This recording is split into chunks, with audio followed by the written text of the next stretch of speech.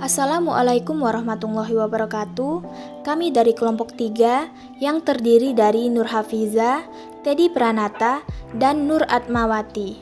Izin untuk memenuhi tugas mata kuliah pengauditan 1. Di sini kami akan membahas mengenai perkenalan menu-menu di aplikasi Atlas. Pada gambar yang saya tampilkan ini merupakan menu-menu yang ada di aplikasi Atlas. A1. Pre-engagement.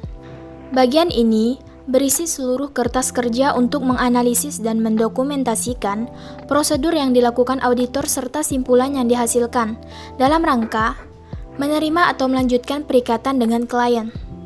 A110. Analisis penerimaan dan keberlanjutan hubungan dengan klien. Langsung saja kita klik tombol A110.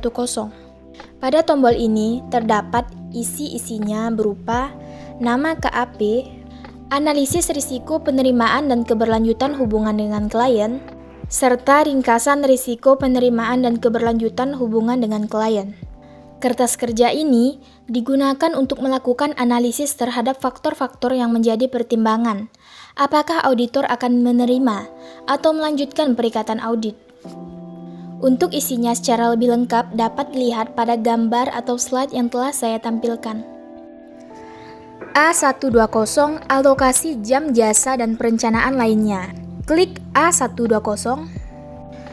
Kertas kerja ini digunakan untuk mengalokasikan waktu untuk setiap personel yang ditugaskan dalam perikatan audit serta merespon kondisi kompetensi sumber daya yang diperoleh dari kertas kerja A1103, yaitu penilaian awal kompetensi sumber daya. Diterapkan untuk seluruh siklus audit. Terdapat penentuan penelaahan mutu perikatan baik menggunakan EQCR maupun penelaahan berjenjang dari tim perikatan. Untuk isinya terdapat nama KAP, alokasi jam jasa, dan analisis kompetensi sumber daya untuk pelatihan berkelanjutan. Untuk isinya yang lebih lengkap bisa dilihat pada gambar atau slide yang telah saya tampilkan. A130 Surat perikatan. Langsung saja kita klik atau pilih pada tombol A130. Kertas kerja ini digunakan untuk menganalisis surat perikatan yang akan ditandatangani oleh KAP dengan klien. Terdapat beberapa pertanyaan sebagai kontrol untuk memastikan bahwa isi dan kelengkapan surat perikatan yang dibuat telah sesuai dengan standar yang berlaku. Untuk isinya secara lengkap dapat dilihat pada gambar atau slide yang telah saya tampilkan. A140 Surat tugas. Langsung saja kita klik pada tombol A140. Kertas kerja ini digunakan untuk mengecek kelengkapan surat tugas untuk tim perikatan yang akan melaksanakan audit dengan menggunakan pilihan drop-down dalam menjawab setiap pertanyaan. Untuk isinya bisa dilihat pada gambar yang telah saya tampilkan. A150 Pernyataan independensi. Klik tombol A150.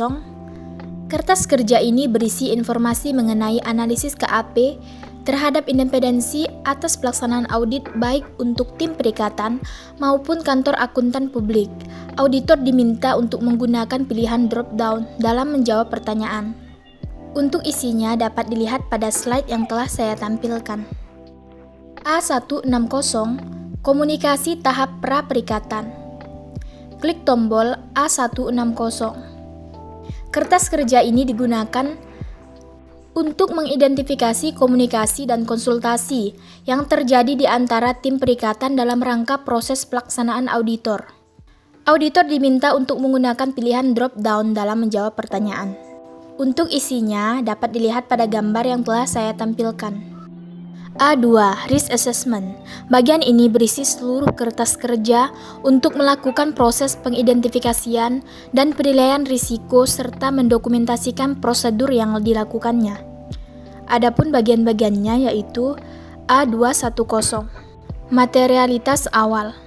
Kertas kerja ini digunakan untuk melakukan perhitungan dan pertimbangan dalam penetapan tingkat materialitas. Untuk isinya dapat dilihat pada gambar yang telah saya tampilkan. A220 Prosedur analitis awal. Langsung saja kita klik tombol A220. Kertas kerja ini digunakan untuk melakukan prosedur analitis awal atas laporan keuangan klien sebagai bagian dari prosedur penilaian risiko. Untuk isinya dapat dilihat pada gambar yang telah saya tampilkan. A230 Pemahaman Entitas dan Lingkungan. Langsung saja kita klik pada tombol A230. Kertas kerja ini digunakan untuk melakukan prosedur pemahaman atas entitas beserta lingkungannya. Pada kertas kerja ini terdapat beberapa aspek dan informasi yang diisi atau dianalisis terkait entitas dan lingkungannya. Untuk isinya dapat dilihat pada gambar yang telah saya tampilkan. A240 Inherent Risk. Langsung saja kita klik pada tombol A240.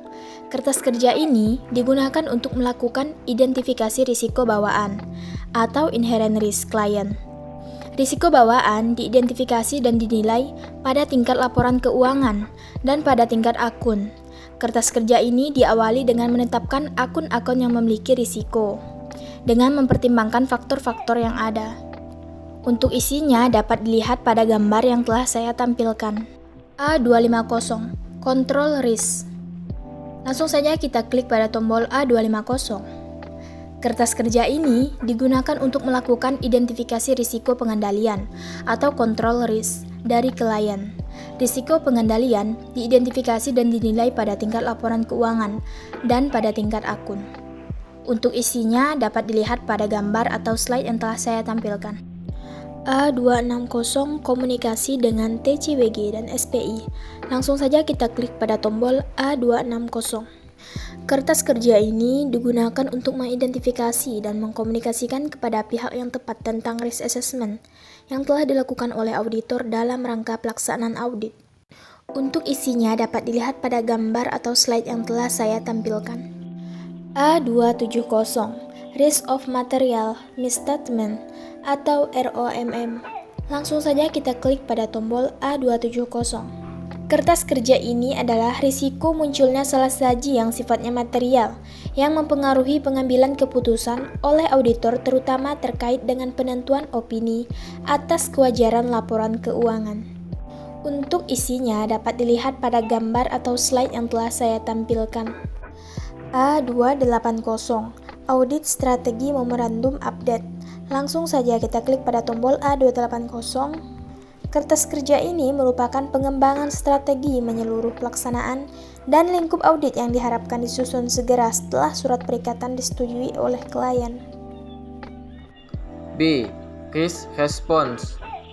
Pada tahap ini, auditor akan melakukan prosedur audit lanjutan untuk menanggapi risiko yang telah diidentifikasi dan nilai pada tahap risk assessment. B100 Worksheet. Kertas kerja ini akan digunakan sebagai media informasi pengolahan angka laporan keuangan berupa informasi saldo awal, jurnal penyesuaian, serta angka final laporan keuangan setelah diaudit. B210 Estimasi akuntansi.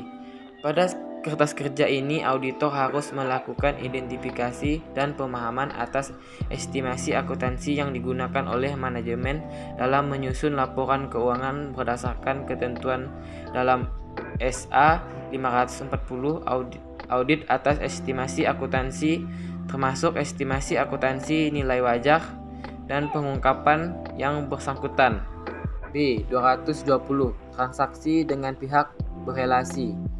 Pada kertas kerja ini, auditor melakukan identifikasi dan pemahaman atas pihak-pihak yang dikategorikan sebagai pihak berelasi serta sifat transaksinya. Sebagai bagian dari respon atas kemungkinan risiko transaksi dengan pihak berelasi, auditor diharuskan untuk melakukan prosedur pengujian tertentu. B230 Peristiwa kemudian. Pada kertas kerja ini, auditor melakukan identifikasi atas peristiwa-peristiwa setelah tanggal neraca dan menganalisis lebih lanjut apakah mempengaruhi laporan keuangan dan pengungkapannya. Berdasarkan SA 560 peristiwa kemudian, terdapat dua jenis peristiwa yang harus dipertimbangkan. 1. Peristiwa penyesuaian setelah periode pelaporan yang mensyaratkan entitas untuk melakukan penyesuaian jumlah diakui dalam laporan keuangan. 2. Peristiwa non-penyesuaian setelah periode laporan yang umum dibuat pengungkapan. B. 240. Kelangsungan usaha. Pada kertas kerja ini, auditor melakukan identifikasi dan menilai apakah terdapat isu mengenai keberlangsungan usaha dari klien. Secara garis besar terdapat dua aspek kriteria dalam menilai kelangsungan usaha klien, yaitu 1. Aspek keuangan dan 2. Aspek operasional. Masing-masing kriteria ini telah dijabarkan dalam bentuk pernyataan yang harus dijawab oleh auditor berdasarkan hasil pengamatan dan informasi yang diperoleh auditor, baik informasi eksternal maupun dari informasi manajemen. B. 250. Representasi manajemen. Kertas kerja ini digunakan untuk mengidentifikasi apakah auditor telah memperoleh surat representasi dari manajemen dan isinya telah sesuai dengan SA 580 representasi tertulis. Representasi tertulis diperoleh menjelang akhir atau mendekati, tetapi tidak sesudah tanggal laporan auditor atas laporan keuangan. Pernyataan tertulis mencakup seluruh laporan keuangan dan seluruh periode yang disebutkan dalam laporan keuangan. B. 260. Penggunaan pakar auditor. Pada kertas kerja ini, auditor melakukan identifikasi atas penggunaan pakar auditor dalam pengujian suatu akun. B. 270. Penggunaan pakar manajemen. Cara pengisian kertas kerja ini sama seperti pengisian penggunaan pakar auditor pada indeks B 260. B 280. Komitmen dan kontingensi. Pada kertas kerja ini, auditor melakukan prosedur untuk menilai ada tidaknya komitmen dan kontingensi yang perlu diungkapkan dalam laporan keuangan sebagaimana tersaji pada gambar 65. C. Completing and reporting.